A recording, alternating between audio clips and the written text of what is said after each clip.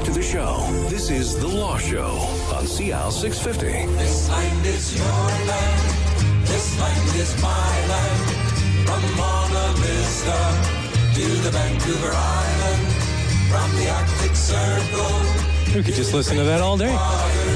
That's the perfect song for The Law Show.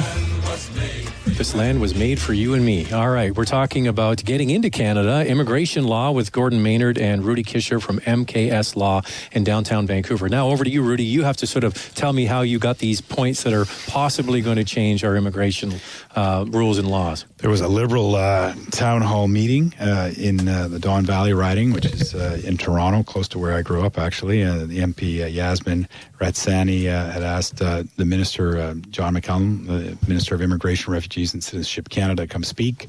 Unfortunately, Mr. McCallum couldn't attend, and his Chief of Staff, Bernie Darrable, came to speak. He was actually the architect behind the resettlement of the refugees, the 25,000 refugees that arrived in Canada, and he spoke and raised a bunch of coming changes. Somebody attended at that meeting. We're not sure exactly who, but that was circulated on some of what was said. A copy of what was said was basically circulated around. So we're not sure how accurate it is, but it was circulated by a bunch of immigration lawyers, and we're talking about those 17 points today. All right. So the next one is Immigration, Refugee, and Citizenship Canada. Did I get it right? Yes. All right. That's the ministry. The website will be opened up to more languages. That's probably a good thing. No? Look, see, what I think is, here's what I've come to find with you guys. Whatever I think is a good thing, you don't, and then what you think is a good thing, I don't agree. The immigration website is, in some respects, maybe too many respects, incomprehensible already. Putting it into 19 languages is not going to improve that. Okay. What they need to do is revamp their structure of the website. Okay. It's an interesting thing. In the world of the internet, they used to have their policy in paper manuals. Okay, paper manuals. And at the bottom of each page would be a date on when it changed.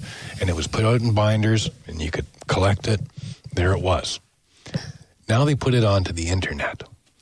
And the problem with the whole system, it's terrible, and the whole website, let alone their manuals, is that there's links all over the place. Right. You just keep adding more stuff. You can just keep moving down the path. It's like taking that trail in the woods, and you never know where it's going to lead to.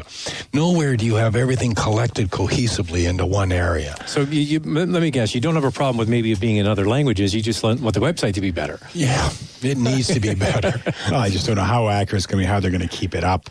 Then you end up into translation issues. Well, if it's going as well as paying federal employees, have you heard that story about the federal employees and that getting? Oh yeah, not getting paid. Yeah, so obviously the IT department in Parliament Hill is maybe letting a little bit of work.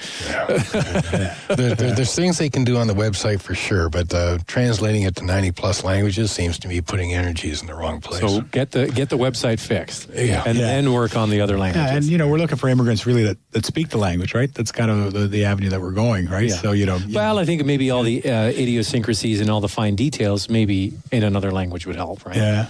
All right, so we've covered that one. All right, what's the next one? Go ahead, Rude. They're talking about, I guess we want to talk about the 300,000. It's not. No, for number 14. All processes. Yeah, they're saying they're going to examine all the processes as why, and being asked over and over again, backlogs are to be attacked. I think that's a great idea. I mean, the Immigration Department is the Auditor General did a review of the Immigration Department, said it is the only department in the government left that doesn't have service standards, right? So basically, I'll give you, and this also, I can give you an example of a Service Canada. I called Service Canada, so I've got an application. The processing time is supposed to be done in, the average processing time is 8 weeks. I call and I say, well, it's now been 16 weeks and my client's application is not being processed. Why? They say, we don't know. The average processing is 8, but it can vary from 8 to 25 weeks. And we're not going to, what they call, elevate it to a supervisor to look into it until you reach 25 weeks. So this is somebody where the employer is saying, I can't find someone to do the job.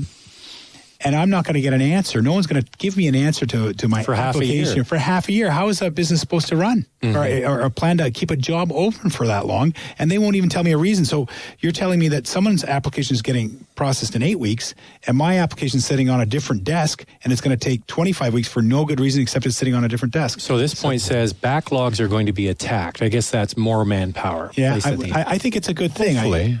Hopefully. I mean, if we want the best and the brightest, and I think the Conservatives tried to address this in sort of this express entry system, the best and brightest, they're trying to get their lives done. They're trying to move places and do things. They're not going to sit or wait around, right? If you're telling me if somebody's wanting to immigrate, you're saying it's going to take 2 or 3 years, they're like, well, I'm going to go someplace else. I can't put my life on hold.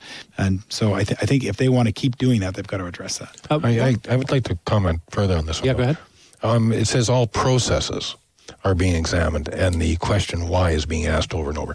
First of all, asking why is great. You should ask it every day, everywhere you look. Why? Sometimes when we deal with the government, we ask them why, and we don't get back a straight answer. You must always ask why. There must always be a reason why things are done this way. It is just processes. I hope it's also policy, but re-examining everything and saying why, good for them. Good. I approve. I have a quick question before we move on here. How much contact do you get with senior people in the ministry or the minister? Do you ever get to speak to these people and tell them what you think about the way the system works? Do you have forums for that? We don't. We have forums. Yeah, we have annual meetings. Canadian Bar Association, puts on an annual COE. And they come. And they come. And they do come. And they're very open to hearing our comments. Right. And we have there's an annual practices committee in regards to the Immigration Refugee Board that meets twice a year in Ottawa, and so that they listen to our concerns. Well, not to mention the National CBA section, which is about how many people now? 25 people from across Canada, all practicing lawyers. That section has a continuing dialogue with the government. Well, that's good, because that's where you can ask those questions. Why? Yep. So in the last couple of minutes here, any other points you want to touch on? I think the 300,000. I mean, we've seen Minister McCallum, when I saw him speak when he came to Vancouver, was very surprised that when he went to the immigration department and said, we want to process 25,000 refugees, they came back and said, well, the problem is we can only process 300,000 people a year. We're not really set up. And so he said, his thought is that should be expanded. It was clear to me, he was sort of dropping a hint that they look like they're going to raise the number. And here, that's what we see, point 16, is 300,000 is not the max for the permanent residence program. So I think we're going to see, remind listeners that a year ago it was 280,000 people. This year's 305,000 people. That's the number of people that are going to become permanent residents in Canada. That's the target. This minister's talking about increasing that number. Right? And Gordon, do you want to touch on the last one in our last minute here? Settlement programs are going to be expanded. I presume you're talking about the support programs for persons who are coming to Canada to settle as immigrants. Language, I'm thinking, is a big one. Well, yeah, but in the economic program, those people are supposed to be ready to settle, hit the ground with their feet running. Right. They don't need settlement programs Okay. because they have a job and whatnot. I think this is aimed more at the humanitarian and compassionate angle and the resettled refugees, and they're the ones that do need help to resettle. So, yeah. All right. So of these points that we've talked about today, are you hopeful most of them will be addressed and passed? Am I hopeful? Or do you hope that? I think these are good issues that are being raised. Do I expect that all of them will be addressed satisfactorily? No. Time will tell. I mean, you can only do so much. You have to pick your targets and work accordingly. But this government is ambitious. I think it's great to see that Minister McCallum has now turned his attention away from the refugee issue, right, which had to be addressed, and he addressed it quickly, and now he's got time to look at this stuff, and I think that's what's happening, and he looks like he wants to make changes. That's good to hear. Yeah. All right. Gordon Maynard and Rudy Kisher from MKS Law in downtown Vancouver, immigration lawyers and partners at that firm at Granville and Hastings in downtown Vancouver. Thank you both for coming in. Great to have you. It's a fascinating part of the law that always seems to be changing each month. We'll continue with these gentlemen at a later date. I'm Zach Spencer. Thanks for listening to The Law Show on CL 650.